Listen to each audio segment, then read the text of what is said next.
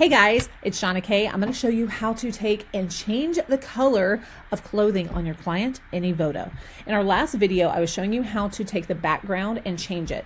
So in this maternity image, we used a backdrop that was a paint drop cloth from Lowe's in my garage studio, and I had a piece of silk that I created a dress on for this maternity model. Now, I want to change the color of the dress. So what we're going to do is come over to the adjustments in the right-hand side.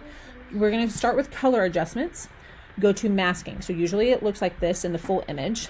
We're going to click on masking, click on person, and then you scroll down to almost the bottom where it says clothing. So as you can see, let me pull this out. When I click on clothing, it actually shows her entire clothes. So Evoto does a really good job of correctly, most of the time, getting the options here. So we're going to click on clothing. Now we can play with our backdrop or with our adjustments in color. So I want this to be more dramatic and I want it to match my color. So the first thing we're going to do is adjust our white balance. And we're just going to kind of see how this looks. It'll take a couple seconds. There we go. That's a little bit more golden.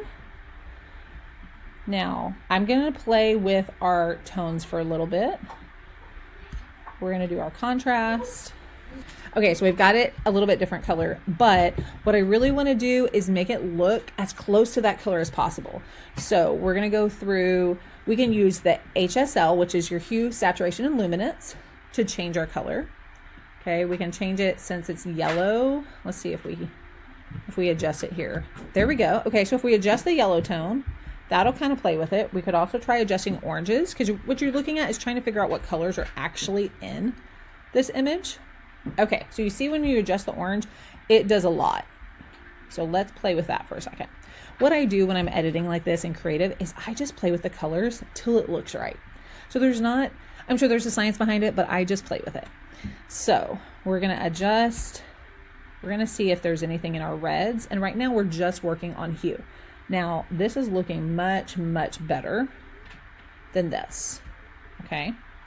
So then we can go to saturation or luminance. If we want to play with luminance, that's going to change the brightness of the fabric. So if we adjust it down here, we're probably going to need to use our yellows to kind of pull that brightness down. So see, and that it kind of makes it look more flat. So we're just going to leave that. We don't really need that. Okay. So then let's go down to color grading. Now color grading is where you can specifically adjust the shadows, the midtones, or the highlights. I like adjusting shadows the most. When I'm gonna play with something, that's typically what I'm doing. Okay, so let's come over to shadows. What you're gonna do is you're just gonna take this little round part on the shadows and you're gonna drag it. And you can see how it color changes. There we go. See how it color changes it? It's really fun to play with. And in this, we're only specifically doing the dress, okay? So like this makes it way too like almost corally. There we go. There's a little more orange. So now our color is a lot more similar to our backdrop. Now, honestly, this is still too bright, but I'm just trying to kind of show you what it can look like.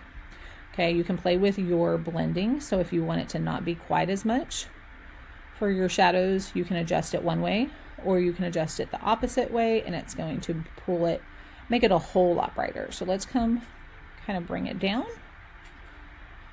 And then the last thing we're going to do is we're going to play with dehaze. Now dehaze basically is going to take and make something sharper, a little more contrasted.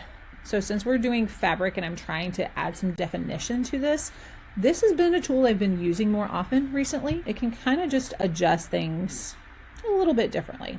So here's the before and here's the after. See how we completely change this color? Now we could do this with any tone. So when you're shooting on tan, really when you shoot with more brown tones, it's a lot easier to color adjust it to other colors. So I hope this helped, gave you some creative ideas to use on your next session, and follow me for more tutorials on Evoto.